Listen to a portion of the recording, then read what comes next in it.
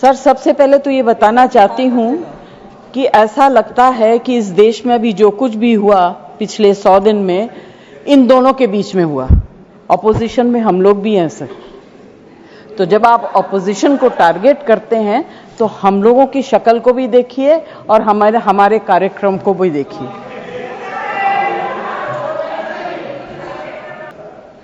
Sir, मुझे बोलते हुए अजीब सा लगता है क्योंकि जो कुछ भी हुआ, मुझे it looks like fiction to me. You can read it in books, you see it on the screen कि इस तरह से लोग आए, इतने लोगों को मार दिया, कुछ हुआ नहीं। It's really unreal. मैं हृदयजीवी हूं, हृदय से बात करूंगी। The faith and the trust of people you promised, वो परिवार के लोग आपको कभी माफ नहीं करेंगे। आप लोगों में इतनी ह्यूमिलिटी नहीं है कि आपने उनके परिवार को उनसे माफी मांगी। हमसे गलती हो गई, हमें माफ कर दीजिए। We should have protected you. It is our duty as the government to protect you. Sir, the word new normal. I understand there were some objections. Some people thought it's not the right word. I will rephrase it, sir. There are two normals. There is a Congress normal, which I spoke about, and there is a Modi normal. Okay? And let me tell you, sir, what is the Modi normal? The Modi normal is terrorists are not proxies. Number two, cross-border terrorism will get appropriate response in our way at our time. 3, talks and terror will not go together. Please, John Britas. If there are talks, it will only be about terror. We will, number 4, we will not give in to nuclear blackmail. And number 5, terrorism and good neighborliness cannot go together. And therefore, sir, blood and water will not flow together. And I know some members raised some issues about it, but I want to say, dams may have taken years to build before. This is Modi government, things are different. You will see the change on the ground. And again I repeat, blood and water will not flow. Now, sir, some issues have been raised in the debate. With your indulgence, I would like to address some of them. Many of them related to China. That there is a China-Pakistan nexus. And today, sir, people are offering great wisdom on China. In fact, some people have even said that I am not that well versed on China. Sir, I've only spent 41 years in foreign service, only been the longest serving ambassador. But sir, there are China gurus now. One, sir, is honorable member sitting across me, whose affection for China is so great, sir, उन्होंने एक संधि बना ली थी China और India की, चिंडिया। तो इतनी मोहब्बत थी सर कि उसको संधि बना ली। अब सर इनको छोड़िए, इनके अलावा एक और चाइना गुरु है। अब सर अब ऐसा है सर, जयराम जी सर, हो सकता है कि चाइना पर मेरे यहाँ से कुछ कमी है, क्योंकि sir, one, I did not get China teaching by going to Olympics. किसी ने मुझे बुलाया नहीं sir, I was not a special person. तो कुछ लोग जो हैं उनका चाइना ज्ञान जो है ओलंपिक्स जाने से हुआ।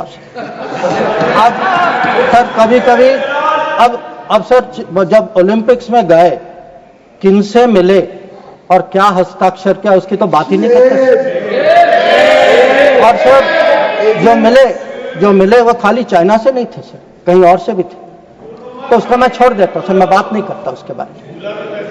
पर सर कभी कभी क्या होता है कि जब ओलंपिक्स की क्लासरूम होती है ना, जब ओलंपिक्स की क्लासरूम होती है, कहीं सर कुछ बातें छूट जाती तो प्राइवेट ट्यूशन भी लेना पड़ता है।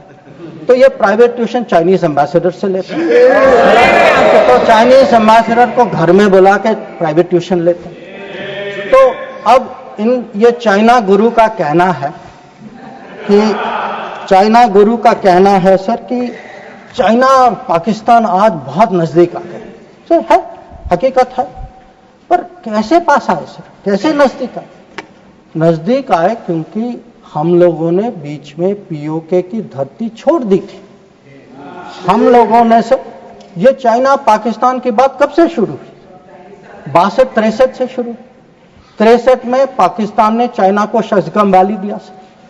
67 में काराकोरम हाईवे की प्लानिंग शुरू हुई। 88 में काराकोरम हाईवे खत्म हुई सर। 88 में 86 आप जानते हैं सर किसकी सरकार थी। 67 में पाकिस्तान चाइना का मिलिट्री कोऑपरेशन 67 में शुरू हुआ सर। और न्यूक्लियर कोलैबोरेशन 76, 10 साल बाद।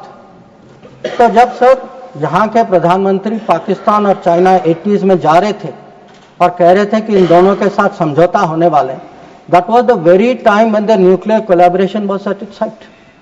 अब आगे बढ़िए सर, 2005 में Pakistan treaty of friendship, Pakistan China treaty of friendship. 2006 में Pakistan China free trade agreement. 2013 में ग्वादर पोर्ट की ट्रांसफर। 2005 में हम्बनटोटा पर हस्ताक्षर। 2008 में काम शुरू हो। तो जब आज बात करते हैं सर कि चाइना पाकिस्तान नजदीक आ गया है सर, हमें पता है, हकीकत है, हम इसके साथ डील कर रहे हैं। पर यह कहना कि ये अचानक हो गया और मैं चेतावनी दे रहा हूं और किसी को पता नहीं है, साहब आप हिस्ट्री क्लास में सो रहे थे।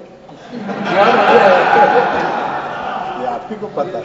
तो अब सर मैं ये भी कहना चाहता हूं, आप जो चेतावनी दे रहे हैं सर, वो 10 साल, वो यूपीए के दशक में देखिए क्या हुआ। और मैं जानता हूं सर, उसमें चाइना को स्ट्रेटेजिक पार्टनर बना घोषित किया गया सर, स्ट्रेटेजिक पार्टनर।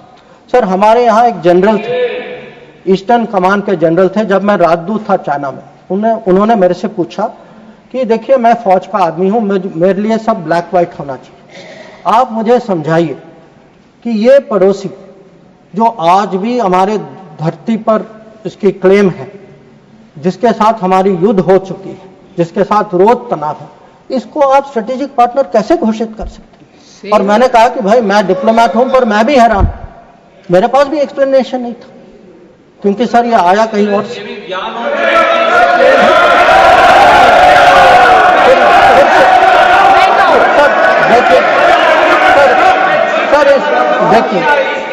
देखिए इस दशक में और क्या हुआ। तो इस दशक में 2006 में सर इस दशक में 2006 में रीजनल ट्रेडिंग एग्रीमेंट। बैठकर कमेंट्री न करें, कोई बात नहीं बातें आपकी नहीं जा रही। Sir 3G 4G Chinese companies ने यहाँ उनको निमंत्रण किया कि भाई आप आइए, 3G 4G बसाई कर यहाँ बसाइए। Repeat the regional trade. हाँ रीजनल ट्रेड सर